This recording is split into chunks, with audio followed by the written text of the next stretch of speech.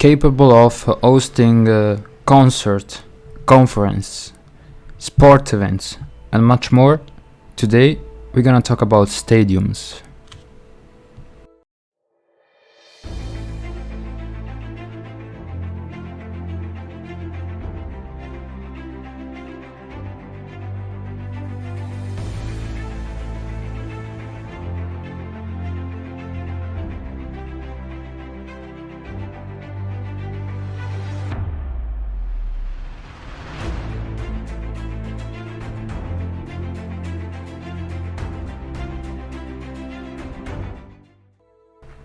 Hello, welcome or welcome back if it's not the first time you're watching one of my videos. So today I decided to talk about stadium because it's the third week past that the Women World Cup is taking place, and soon it will be ending in 10 days or so. And so yes, I decided to talk about stadium. I'm gonna give you a really fast tour about the history, and I have put together, as always, some lists that you will find interesting. And I will speak about the last stadium that we're going to see together in the Women World Cup, the Lyon Olympic Stadium. So stay tuned and let's get started with this video. Today the stadium is the place that is hosting conference, concert and sport events and really like events of all kind, just big events. But in the beginning the stadium was actually just meant for sports event, and actually just for the races of horse or races of men. Okay. The word stadium itself is coming from the Latin form of the Greek word stadion, that is just the measure of length, the length of the games that were taking place at the time. And these games that today we go, we cheer, but not everyone is going there to see the sport events. At the time it was it was a holy game, because it was meant for the gods. The oldest stadium that we do know of, it was built in Olympia, and today you don't even find the ruins of the stadium. You just can see, if you go there, you can just watch at the field, the race field that it was used. And the reason why you don't find such a stadium is because it was built almost over 2800 years ago, in the 776 BC. And yes, this is what we know of. There are many other stadiums that were built, but this architectural structure started in Greece, and then the Roman Empire also developed this kind of structure. But in Roman Empire this structure was called circus. Okay, and actually the difference between the two of them is that in the circus there were horse races, while in the stadium there were foot races, and they were meant for the god Zeus, the air god, the god of all, and Zeus or Jupiter, as it was called in Roman Empire, Roman culture. Later on the Greek developed the theater, okay, and also this structure was copied by the Roman Empire, but it was doubled, and so the amphitheater was born. this last structure resemble the most our modern stadiums, or stadia as you want to call it. And today modern stadiums are practically composed by three major parts that you can you probably know it already, but the first one is of course the field that is used for of course the sport or whatever the event is taking place. And the second part is the seating area that is all around the field, and of course the place where the athletes or the star, the musicians, singers, whatever, politician are preparing mentally and physically or whatever, are preparing the speech. And yes, you can add to these three parts of course you can add some facilities that are clearly made for earning some money, like bar, pubs, all this kind of stuff.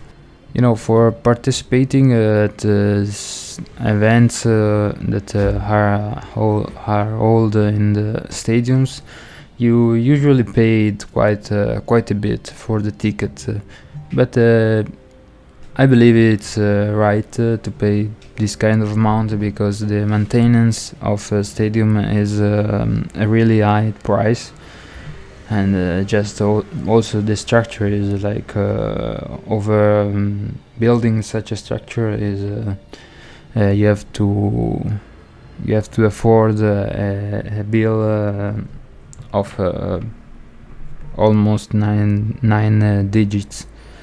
So it's about 100, 200, 300, 400, even going to till $1 billion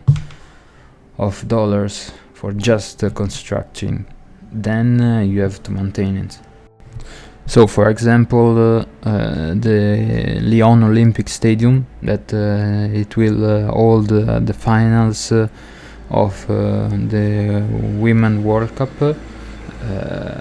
Its cost was approximately about 400 million. To be more precise, 415 millions. So you can understand that, and it's not even the most expensive of all the stadiums. And so again, always pay the ticket. The Parc Olympique Lyonnais was the host for many important football competition, but it also had like some different sport competition, like hockey and many others. And this is actually one of the features of modern stadiums. They can be steady and mono-purpose. I mean, just for one main event. Today, almost all of the stadiums are built for the important clubs that are football clubs, basketball clubs, baseball clubs, and so on. Or they can have multi-purpose, so with the retractable seat and all the amenities, but also the liability of the multi-purpose.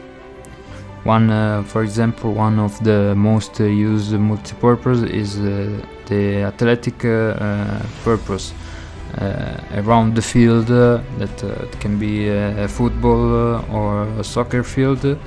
If you are in USA, for example, if you build around the field an athletic race field, you will lose most of the great seat view that you would have without the race field.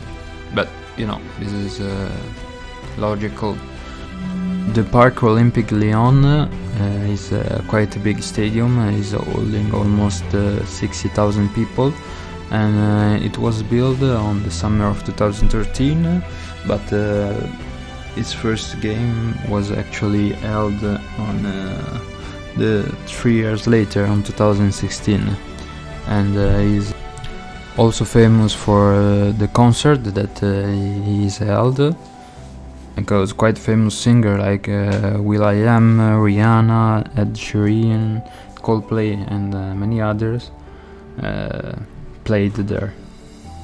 And so yes, I told you a few stuff about the Lyon stadium, but actually is neither the biggest, neither the most expensive. So I put here a list of the most expensive and the biggest stadium. So just watch it, and I will see you in a few minutes.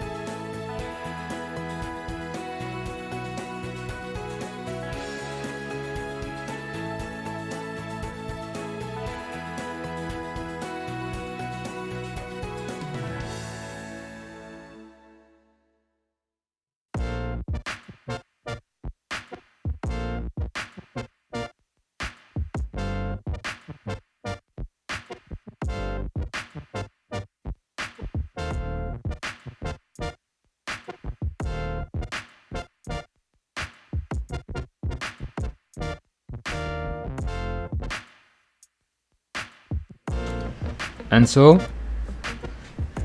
did you think a stadium could hold so many people, or cost so much? Well, let me know also what do you think about these finals. Who do you think is gonna win the Women World Cup? Well, I was hoping Brazil, because I'm half Brazilian and half Italian. But you know, Italy is still a chance. But I don't know. We'll see. As always, don't forget to subscribe if you have liked the video. Also let me know. And let me know if you have some question or anything about maybe I can put together a video if you let me know what your interests are. And yes, hit the bell notification button so you won't lose my next video. And don't ever forget, let's build together a better world. See you next week.